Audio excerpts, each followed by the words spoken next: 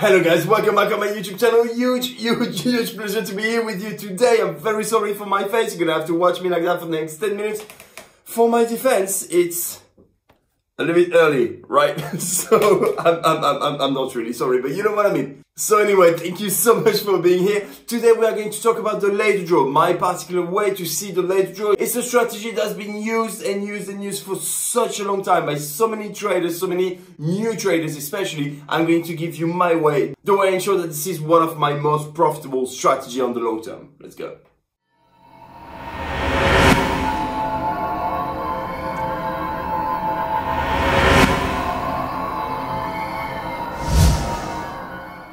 Okay, so as usual, first and foremost, if you are not subscribed to the channel yet, if you find any value in my videos, I'm sure there is, please subscribe to the channel, right? Very important, it helps me a lot, takes you 2 seconds, so very grateful. Just remember one thing, once again, I'm a working machine, so every Tuesday the video is in English, every Friday the video is in French. Don't get just thrown off because you are on the French video, don't worry about it, every Tuesday the video is for you. Let's go.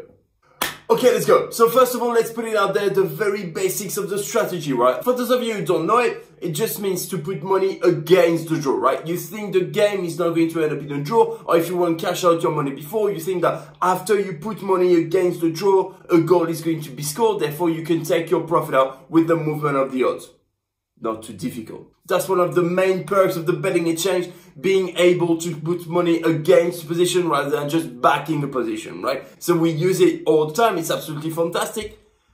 Unless it's misused. Unless it's used like shit. And I'm going to give you an example right now before giving you my strategy of what you should not do, right? You should never, ever consider doing, even though it can be super tempting. Okay, so for this example of what you shouldn't do, I'm going to show you a picture that I found on Twitter. First of all, I just want to say I hate social media. I hate it. It's not my world. I just don't get it. I'm 31 years old. I feel I'm too old for it already, right? But I found this picture and God knows that's a jewel. That's a treasure. And thank God there's social media so I can see shit like that almost every single day, right? It was on the 30th of December 2020. I'm sure the guy lights on a fucking candle every year at this particular date. It was the game Newcastle against Liverpool. So we all agree that Liverpool should win the game, okay? Especially end of December, they're usually quite strong. It's a very strong team. I mean, compared to Newcastle, it's a no-brainer, right? Simple as that, okay? So what did the guy decide to do? And I'm going to show you the screenshot right now. He's putting £20,000 against the draw, which I have no problem with in the first place. If you risk £20,000 to make 50,000, 60,000, 80,000, I say yes sir. Yes sir, you have a good money management, a good risk to reward ratio.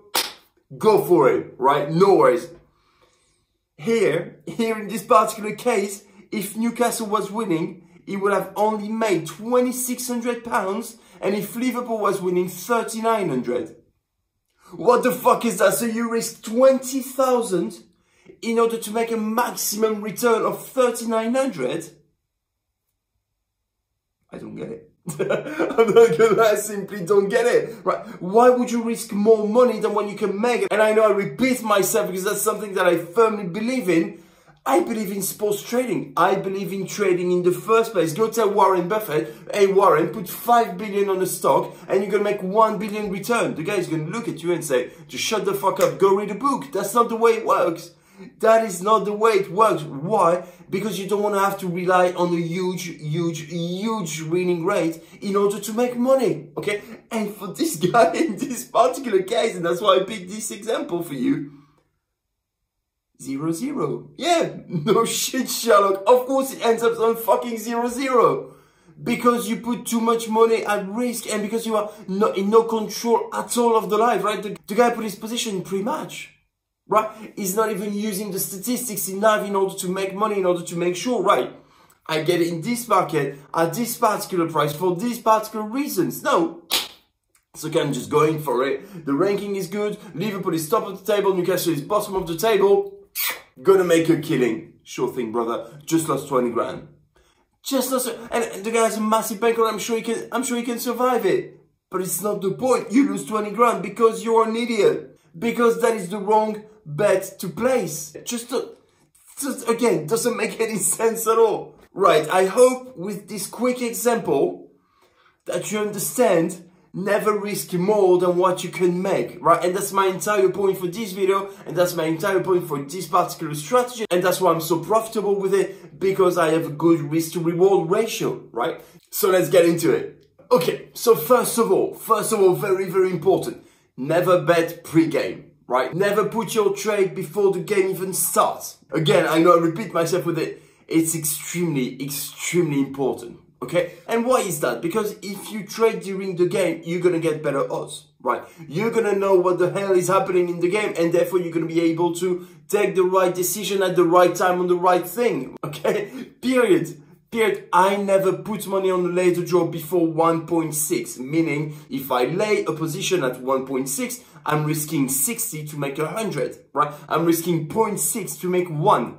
Period. I never risk more than what I can make, and I certainly never ever risk 1 to make 1. The minimum that I do is 1 to make 2, 1 to make 3, 4, 5, 6. Okay, that's the essence of my game, and that's why I'm so profitable. That's why I'm making so much money with sports trading. Is only because I have a good risk to reward ratio. Okay, and here's a perfect example. So what do? First of all, I select the right teams. Okay, I'm always going for top of the table against bottom of the table. Why? Because I want the strong team to have the proper capacity to score, okay? I don't want two teams at the middle of the table, right, just fighting each other. Two teams are probably going to cancel themselves at the end of the day, or the result is going to be very hard to predict, okay? I want something reliable. Okay, so when I have picked my two teams, I'm going to check out the form. I want the form to be good as well. The ranking on the table doesn't mean everything, right? If the top team won, let's say, a first 15 games in a row, right? Fantastic ranking. But if they lost the last 6,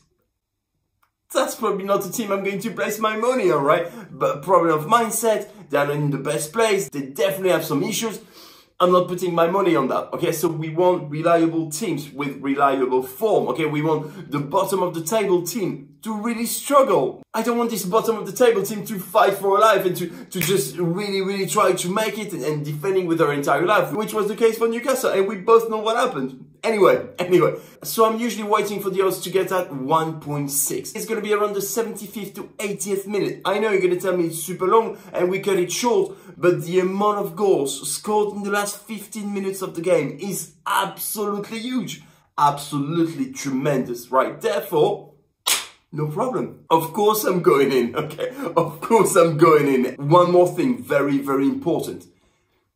Never get out of the trade before the game is done. Okay, if it's still 0-0 at the 94th minute and there's 1 more minute of additional time going, stay in the trade. Okay, focus on the process, trust the process, trust your analysis. If you put the right work into it, if you put the right analysis, if everything in the game, all the statistics and stuff tell you that a goal is going to be scored, stay there, because I can tell you one thing, the day you are going to cash out your money at the 94th minute, because like, I was risking 100, I'd rather save 10 than losing absolutely everything. That's the day the goal is going to score and would have made you a profit, right? You lost the profit and took a £90 loss.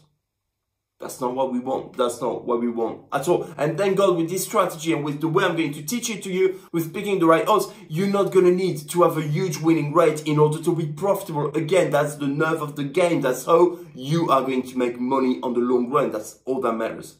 Okay guys, so in this example I picked Nagoya against the FC Tokyo in the Japanese league. Fantastic league, by the way, very reliable. Use statistics. If you have never traded it, please go for it, right? Go for it. You won't regret it. It's absolutely wonderful. I'm making a killing every single year with it. I think it's probably part of 15 to 20% of my profit every single year, so please go for it, right? Go for it. Anyway, so today I'm trading Nagoya against the FC Tokyo. Nagoya top of the table. FC Tokyo at the time was really low, really bad form, so I'm like, good money to be made, right? So from there, I'm going to check at the goal statistics. You can go on soccerstat.com and you see the statistics every 15 minutes. Therefore, you know a little bit more when they are actually really good and really performing, and you know when they have a time where they're struggling. So if you see that the last 15 minutes of the game for both of the teams is not a good time, don't go for the later draw, right? We want at least one of the two teams, even if it's the bottom of the table one, to have really high statistics at the end of the second half, okay? That's it. We want ability to score, okay? So in this particular case, Nagoya is top of the table, but the statistics at the end of the game are not huge, okay? However, Tokyo, even though they're bottom of the table, tend to really score at the end of the game. either way. I know that Nagoya is going to put pressure to score a goal, and I know that Tokyo, even though they're going to be under pressure, are going to have the ability to score a goal at the end of the game if need be, alright? So anyway, it's a win-win for me, so I decided to put some money in the trade, and I'll show you that right now. So as you can see for this example, I decided to trade at 1.6, that's what I told you, so I'm risking £60 in order to make 100, right? Therefore, I know that even if I lose this trade, if I win the next one, I'm going to make money. I'm going to be profitable. And again, that's all that matters. Have your risk to reward ratio managed and properly in place, okay? So I risk 60 to make 100. I'll see you in a minute to see what happens. So we are in the additional time, nothing has really happened. I know that Nagoya was putting some pressure, Tokyo was trying to push back a little bit. It wasn't the best game ever, however, there was some intentions. Therefore, as I told you, I decided to stay in the trade. I never, ever cash out my money for a loss on a later draw. I'm always waiting till the end of the game, and I know that on the long run, I'm making money. In this particular case, 94th minute, market suspended. It's usually a very, very good thing. It means three things. It means that there's a goal is scored. It means that the referee has awarded a penalty to one of the team. And sometimes it means that there's a red card. So we don't want the red card. But for the rest, we're happy. Okay? So here in this particular case, what happened? Penalty for Nagoya, right? All the pressure that they were putting finally paid off. Okay, and again, that's why you want to stay until the end of the game. They performed as they were supposed to, scored the penalty 1-0. That's it, baby. Maximum profit. And that's something that's very important with this strategy as well. If anything, you want the goal to be scored at the last minute. Why? Because the other team doesn't have the time to come back and to potentially score a goal and tie the game. That's not what we want. If a goal is scored in the last few seconds, just like this one, just like what I showed you, maximum profit available immediately because the other team doesn't have the time. If a goal is scored, let's say 1 minute after you put your position in the market, it's fantastic. You're going to be super happy. However, your potential cash out is going to be what? 60, 70%, which is great in the first place because it shows that your analysis was good and that you came in the market at the right time, at the right price. However, you're probably going to have to cash out. I always say to my students, never leave your liability on the market when a goal has been awarded, when you could have taken a profit. Take a profit, right? Because if the other team comes back and scores a goal, it's going to be a 1-1. You're done, right? You're done. You're going to lose money when your analysis was good in the first place. Cash your money out. And then you can decide, why not at the end of the game, to put some money on the late goal. You can decide to go on another strategy and make more money. But at this point, your analysis was good. What you wanted to happen happened. Take your money. Alright guys, we are already at the end of this video. I hope you had a good time. I hope you enjoyed it. For my part, as usual, I absolutely loved it. Please make sure you try this strategy. Please make sure you try it like that. Stop wasting your money, risking too much for what you can make. Again, it doesn't make any sense at all. On the long run, you're gonna say thank you. Trust me on that. Anyway guys, if you haven't done it yet, if you want to go even further, go on my website, thefta.co.uk, download my free strategies. Download some strategies that are going to make you money right now, today, on the market. I can guarantee. Trust me, that's how I became rich and that's what I want to teach you. Anyway guys, as always, it was a huge pleasure to be here with you today. Take care with your position. Good trading. Make money.